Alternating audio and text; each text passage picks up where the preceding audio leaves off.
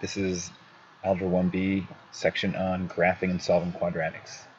First example we're going to look at is y equals x squared minus 8. And the question is, what do we know about it? Well, there's a couple things that I know. First of all, if I plug 0 in for x, I get a y value of negative 8. So the y-intercept then is going to be 0, negative 8. Another thing that we know is that because the a value is positive, this graph is going to be going up. And if I did the formula of opposite of b over 2a for this one, we'd have 0 over 2, which is 0, which means the vertex is going to be 0, something. In other words, this 0, negative 8 must be the vertex, so the graph would look something kind of like this. There's our y-intercept down there at the bottom, and the graph is going up.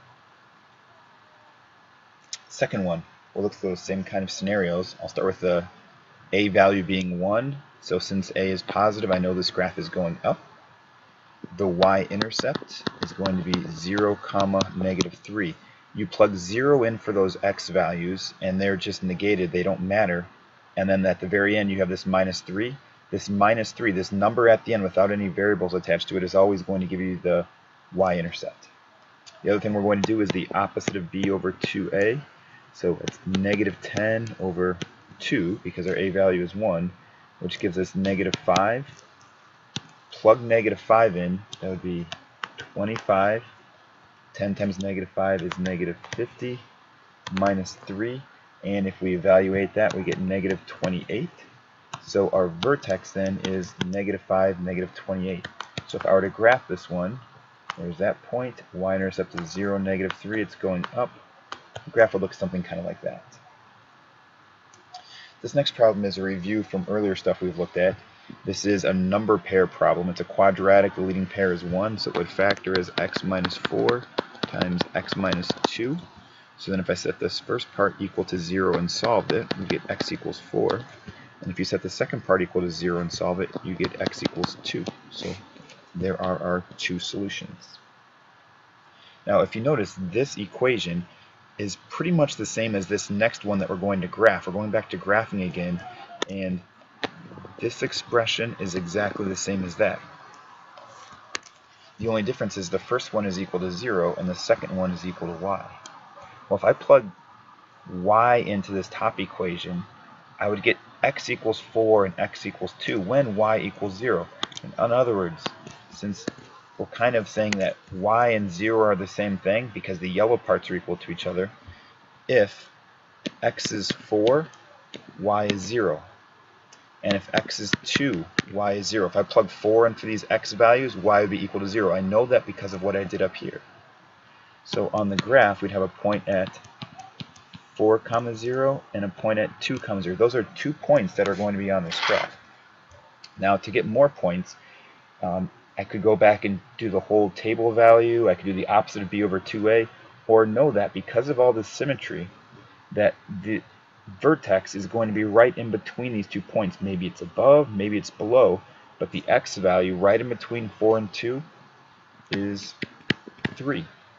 So now if I plug 3 into this equation, 3 squared minus 6 times 3 plus 8, that's 9 minus 18 plus 8. That gives us negative 1. So the vertex is 3, negative 1, and I have 3 good points for this graph. If I wanted another one, I have a y-intercept of 0, 8. But here's our graph. The key thing here is when we have an equation equal to 0 and we solve it, we get these roots or these solutions. The roots or solutions to this equation are the x-intercepts for that same equation when we're looking to graph it as y equals. That's an important observation for us. X-intercepts and roots are the same thing, just depending on their context.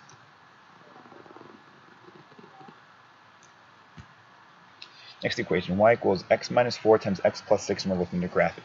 Now this one is already in factored form. The right side doesn't have anything outside of the parentheses. So what this tells me is, if I were to solve this first equation, I'd get, or this first expression, I'd get 4. If I solve the second expression, I get a negative 6. So that means that there are x-intercepts at 4, 0 and negative 6, 0. I can put those onto a graph. 4, 0, negative 6 comma 0. So those are two important points for us. And then the vertex is going to be right in between. Right in between 4 and negative 6. So if I add those together, we get negative 2. Negative 2 divided by 2 is negative 1. Negative 1 is right in the middle of those points. It's the midpoint between an x value of 6, or x value of negative 6 and an x value of positive 4. Negative 1 is right in the middle. If I start counting over 1 unit from each spot, negative 1 is in the middle. Now if I plug negative 1 into this equation, negative 1 minus 4 is negative 5. Negative 1 plus 6 is 5. Negative 5 times 5 is negative 25. So negative 1, negative 25 is the vertex. Connect these points, and there is our graph. All because it is in factored form, and the roots, or these solutions, give us the x-intercepts that we need. Okay, next. The graph of this equation is given over here to the right. And we're using this graph to answer this question: what are the solutions or roots to this equation? Once again, this expression is exactly the same thing that we have right there.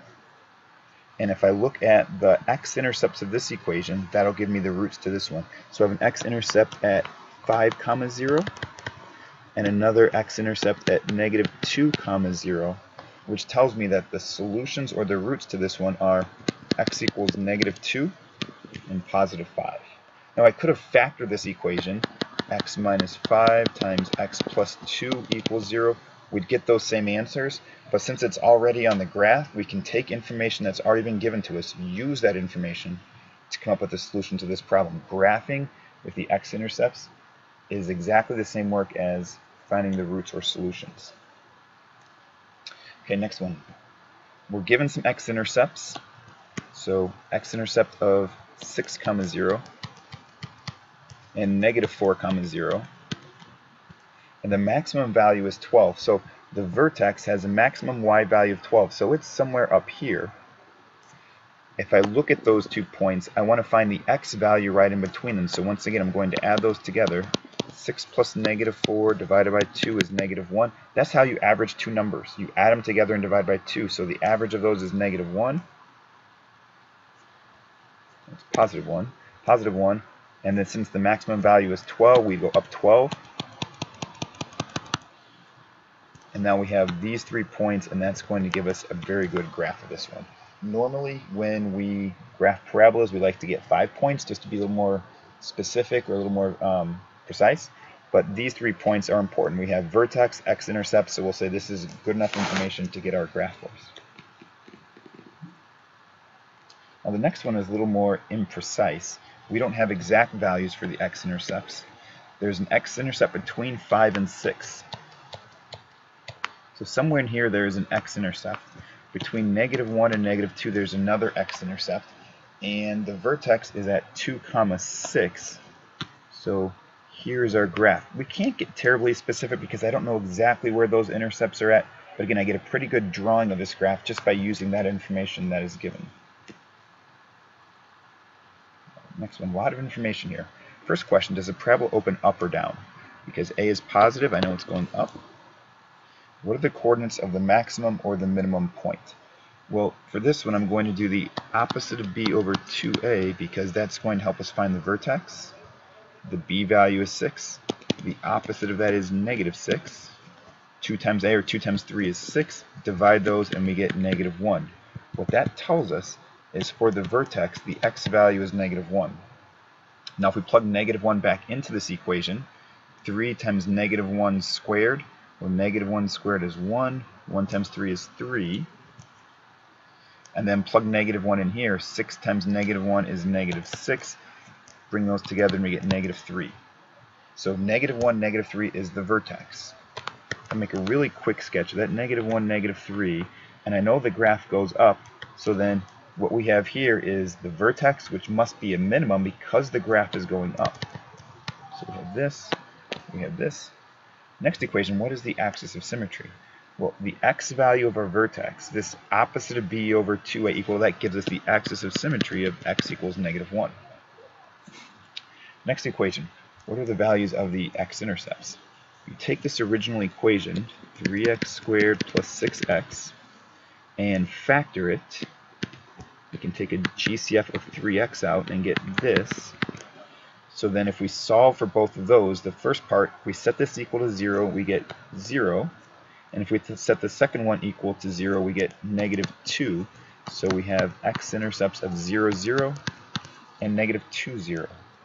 If you set the equation equal to 0, and then solve that one, and we like to solve those by factoring. Here it is in factored form, and then from factored form we can set each of those equal to 0 and solve them. So we have those two x-intercepts. And now we're looking to graph. So 0, 0, -2, 0. From work we've done before, we have the vertex at -1, -3. These 3 points make up the graph. We figured out that we knew the graph was going to open up, so this is consistent with that. So there is a very good view of our graph.